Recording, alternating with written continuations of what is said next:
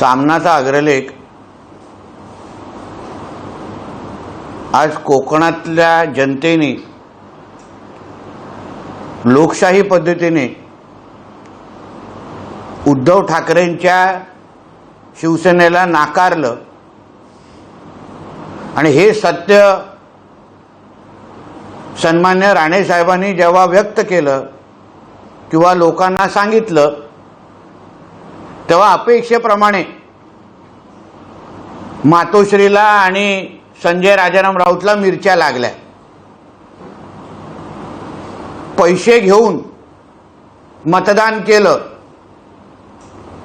हे संजय राजाराम राऊत म्हणतोय, माजी खासदार विनायक राऊत म्हणतायत। म्हणजे त्यांचा असा अर्थ आहे का की कोकणातला सामान्य मतदार हा पैसा खातो, आमच्या कोकणातली जनता एवढी स्वाभिमानी आहे की आतापर्यंत कधीही कुठल्याही सरकारकडे कर्जमाफी मागितली नाही। घेतलेलं कर्ज वेळेत परतफेड करणं हे आमच्या कोकणातल्या जनतेची सवय आहे आणि म्हणूनच राज्य सरकारकडून नेहमी प्रोत्साहनकारक निधी त्यांना जाहीर केली जाते। आमच्या कोकणातल्या स्वाभिमानी जनतेचा अपमान अशा पद्धतीने कोण करत असेल तर अशा आमच्या कोकणातल्या जनतेच्या शत्रूंना जेव्हा जेव्हा संधी भेटेल तेव्हा तेव्हा आमच्या कोकणातली जनता निश्चित पद्धतीने गाडून दाखवेल। मुळामध्ये उद्धव ठाकरेंना कोकणातली जनता समजलीच नाही। हिंदू हृदय सम्राट बाळासाहेब ठाकरे नेहमी म्हणायचे की कोकण हे शिवसेनेचा कणा आहे आणि आज पालघर पासून ते सिंधुदुर्गापर्यंत उद्धव ठाकरेच्या विकास विरुद्ध प्रवृत्तीला, रोजगार विरुद्ध प्रवृत्तीला जेव्हा स्वतः जनतेनेच नाकारलं तेव्हा सामान्य जनतेला चा अपमान, सामान्य मतदारांचा अपमान करण्याचं काम हे उद्धव ठाकरेंचे सगळे कार्टे करतायत। उद्धव ठाकरेंनी कोकणातल्या जनतेची माफी मागावी, कारण काय स्वाभिमानी माझा कोकणातला माणूस जो वेळेत कर्जफेड करतो, कुठलाही जिल्हा बँकेकडे जावा 0% एमपीए असतं, 0%। ह्याला आमच्या कोकणातला मतदार आणि कोकणातली जनता म्हणतात। म्हणून अशा जनतेवर परत पैसे खाण्याचे अगर आरोप तुम्ही कराल तर परत तुम्हाला कोकणात आम्ही पाऊल ठेवून देणार नाही, अशी भूमिका मग आम्हाला घ्यायलाच लागेल, एवढं मी तुम्हाला ठणकावून सांगतो। वायकरांच्या विषयावर फार तिळपापड होते, पण नेहमी परीक्षेमध्ये कॉपी करून पास करणारे होणारे उद्धव ठाकरे आणि त्यांचे लोक ह्यांना पारदर्शक पद्धतीने लागलेला निकाल हा कधीच मान्य राहणार नाही। मग स्वतःच्या मर्जीने निकाल लागला नाही, मग शेमड्यासारखा ईव्हीएम वर आरोप करायचा, मग शेमड्यासारखा निवडणूक आयोगावर आरोप करायचा। मग तुमचे उर्वरित जे खासदार जे निवडून आले आहेत मग तिथे तुम्ही पण ईव्हीएमची काय सेटिंग केली असं आम्ही विचारायचं का? नेहमी जनतेने दिलेला कौल हा मोठ्या मनाने स्वीकारायला आलं पाहिजे, तशी मानसिकता असली पाहिजे।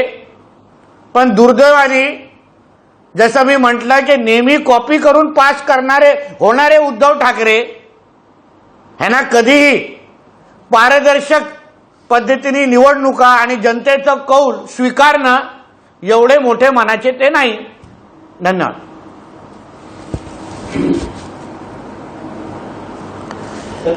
संजय राऊत कोकणाच्या विषयावर बोलताना असं म्हणतात, जसे सकाळी पेपर टाकतात, दूध वाटतात, तसे कोकणात नारायण राणे यांच्याकडून पैसे वाटण्यात आले हे आरोप नाही, हे सत्य आहे. म्हणजे कोकणातली जनता बिकाऊ आहे. कोकणातली जनतेने आपला स्वाभिमान विकला असा आरोप संजय राजाराम राऊतला करून आमच्या कोकणातल्या मतदारांचा अपमान करायचा आहे का? कधीही सरकारकडे आम्ही कर्जमाफी आमचे इकडचे जनता मागत नाही. घेतलेलं कर्ज नेहमी वेळेत जिल्हा बँकेला भरणारं 0% NPA आमच्या इकडच्या जिल्हा बँकेचं आहे. अशा जनतेवर सौदेबाजीचा आरोप करणारे हे कपाळ करांटे ह्यांना परत कोकणामध्ये पाऊल ठेवून द्यायचं आहे का? हे आता जनतेनी विचार करून निर्णय द्यायला लागेल. संजय राऊत असंही म्हणतात की अमोल कीर्तीकर उत्तर पश्चिम मतदारसंघ देशातल्या निवडणूक घोटाळ्यातला आदर्श घोटाळा आहे. निवडणूक यंत्रणा हातात घेतली, जिथे पराजय दिसत होते तिथे असं त्यांनी केलं. मग तुमचे जिथे जिथे खासदार निवडून आलेले आहेत तिथे तिथे पण EVM हॅक झालेला आहे असं आम्ही म्हटलं तर चालेल का? आम्ही कसं खुल्या मनाने ते निर्णय स्वीकारले, आम्ही कसं आत्मचिंतन करतोय, आम्ही कसं परत कामाला लागलेलो आहे. मग कॉपी करून नेहमी पास होणारे हा संजय राजाराम राऊत आणि त्यांचा मालक ह्यांना कधीच पारदर्शकता पद्धतीने निवडणुका लढवणं हे ह्यांनी कधीच शिकलेलं नसल्यामुळे अशी भूमिका घेणं रास्त आहे. संजय राऊत असंही म्हणतात एकनाथ शिंदे हे राज्याचे मुख्यमंत्री फेक आहेत. त्यांनी फेक नेरेटिव्ह बाबत बोलू नये. नरेंद्र मोदी यांनी गेल्या 10 वर्षात फेक नेरेटिव्ह सेट केले. मुख्यमंत्री आणि उपमुख्यमंत्र्यांनी या राज्यात फेक नेरेटिव्ह सेट करत होते, त्यात त्याचा पराभव झाला. चायनीज मॉडेल असलेला शिवसैनिक, चायनीज मॉडेल हे सगळे फेकच असतात आणि मुळात स्वतःच चायनीज मॉडेल असलेला शिवसैनिक असल्यामुळे त्याला बाकी सगळेजण संजय राजाराम राऊतला फेकच दिसणार. चायना मार्केटमध्ये पण ह्याला कोण विकत घेणार नाही असा हा एक्सपायर झालेला माल, म्हणून ह्यांनी दुसऱ्याला फेक म्हणू नये.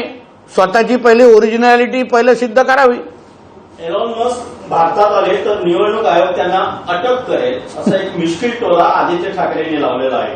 निवडणूक आयोग भाजपच्या कार्यालयातून चालतं असंही ते म्हणतात. आता भाजपच्या कार्यालयामध्ये आम्हाला कधी म्याव म्यावचा आवाज ऐकायला येत नाही, म्हणून तिथे काय आदित्य ठाकरे येऊन बसला अशी कधी जाणीव राहत नाही. म्हणून आदित्य ठाकरेला सांगेन, इलॉन मस्कचा आधार घेण्यापेक्षा तुझ्या वरळी मतदारसंघामध्ये काय अवस्था झालेली आहे, तुझी 6,000वरच तू काट्यावर पास झालेला आहेस आणि 4 महिन्यानंतर तुझ्यात हिंमत असेल, ठाकरेंचं रक्त असेल तर वरळीमध्ये उभं राहून दाखव आणि जिंकून दाखव. दुसऱ्यांवर इथे बोंबाबोंब करण्यापेक्षा इलॉन मस्क सोड, पहिल्या तुझ्या वरळीच्या शाखा प्रमुख बद्दल विचार कर आणि मग थोबाड उघड. ईव्हीएम नसतं तर भाजपला 40 जागाही मिळाल्या नसत्या आदित्य ठाकरे. मग 2014 आणि 19ला तुम्हाला 18 जागा भाजप बरोबर असताना कशा मिळाल्या?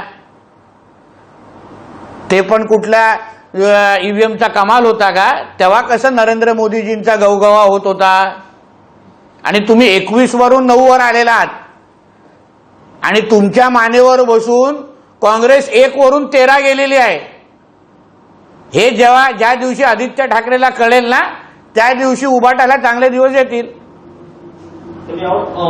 जितेंद्र आव्हाड म्हणतात की 117 जागा सत्ताधाऱ्यांनी 1000 मतांनी जिंकल्या, त्या जागा सत्ताधाऱ्यांनी ईव्हीएमच्या जोरावर जिंकल्या. असं आहे ना, आता हे ईव्हीएमच्या नावाने रडगाणं शेंबडासारखं रडणं हे आमच्या विरोधकांचं आता ही सकाळची उठून प्रॅक्टिस झालेली आहे.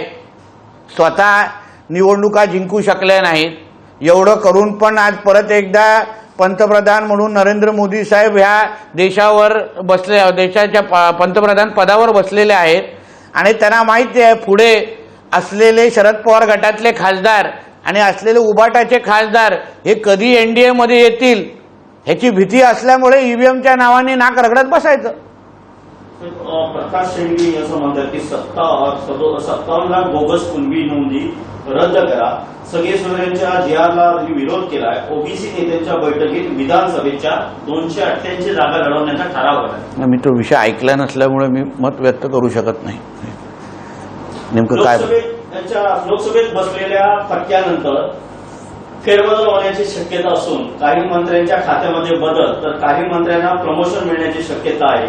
तर मंत्रिमंडळ विस्तारात मराठा फॅक्टरी दिसण्याचा अंदाज आहे असं सूत्रांकडून समजतं. माझ्या नेत्याला जो प्रश्न विचारला पाहिजे तुम्ही एका कार्यकर्त्याला विचारताय, म्हणून हा प्रश्न माझ्या नेत्यासाठी राखीव ठेवा. पाहिजे तर तिकीट काढून तुम्हाला सागरचा प्रवास करायला लावतो. तर सिंधूनंतर आता रत्नागिरीची बॅनर वॉर सुरू झालाय. उदय सामंतांच्या पाली गावात भाजपचे बॅनर लागलेत. बाप बाप होत आहे, झुंड में तो कुत्ते आते शेर अकेला आता आहे, यामध्ये नारायण राणेंचा फोटो लावलेला आहे. काल कणकवलीत बॅनर लागले. बघा असं आहे, प्रत्येक पक्षामध्ये अतिउत्साही कार्यकर्ते असतात. त्या अतिउत्साही कार्यकर्त्यांनी अशा पद्धतीचा बॅनर वॉर सुरू केला असेल तर त्याबद्दलची दखल दोन्ही पक्षाच्या वरिष्ठ मंडळांनी घेतलेला आहे. आम्हाला कळवलेलं आहे की बाबा यापुढे सिंधुदुर्गाच्या संदर्भात काही विषय असेल, शिवसेनेसंदर्भात, शिंदे साहेबांच्या शिवसेनेसंदर्भात, तर आम्ही दीपक केसरकरांशी बोलावं असं सांगितलं गेलेलं आहे. तर या सगळ्याची दखल दीपक केसरकरजींनी घेतलेली आहे. त्याबद्दल आम्ही त्यांच्याशी बोलू. पण ही माहिती आम्ही त्यांना दिलेली आहे की शिंदे साहेबांच्या शिवसेनेमध्ये काही उबाटा प्रेमी घुसलेले आहेत, ज्यांना आमच्या सगळ्यांमध्ये युती कशी होऊ नये यासाठी त्यांनी सुपारी घेतलेली आहे. यासाठी मुद्दामून बॅनर लावण्याचं काम करतात, यासाठी सामंत आणि राणेंमध्ये भांडणं लावण्याचं काम करतात. तर वेळेत ह्या उबाटा प्रेमी जे शिंदे साहेबांच्या शिवसेनेत घुसलेले आहेत त्यांना तुम्ही दूर करावं असे नावासकट, यादीसकट आम्ही दीपक केसरकरजींकडे पाठवलेले आहे.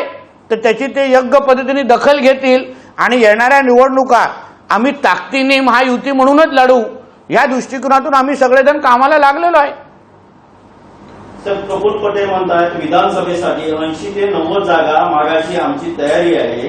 तिन्ही पक्षातील वाटाघाटी जास्तीत जास्त जागा आमचा मिळवण्याचा प्रयत्न असतो. तर ठीक आहे, ते ज्यावेळी जागा वाटपाची चर्चा सुरू होईल त्या बाबतीची हे चित्र स्पष्ट होईल. त्या बाबतीमध्ये सर, रोहित पवार म्हणतायत की 18 ते 19 आमदार आमच्या संपर्कात आहेत आणि अधिवेशनानंतर ते आमच्या सोबत येतील. मी ऐकलं रोहित पवारच स्वतः अजितदादांच्या संपर्कात आहेत मंत्रिपदासाठी. अशा पद्धतीची दुसऱ्यांची माहिती देता देता हे कधी रोहित पवार अजित पवारांच्या बाजूला येऊन उभं राहतील असं ते फोटो आल्यावर नवल वाटता कामा नाही. सर, मुंबईचे माजी पोलीस आयुक्त संजय पांडे निवडणुकीच्या मैदानात आहेत अशी चर्चा आहे आणि ते राजकीय पक्ष स्वतःचा एक स्थापन ही शक्यता आहे. ते मला माहित नाही, त्याबद्दलची माहिती माझ्याकडे नाही.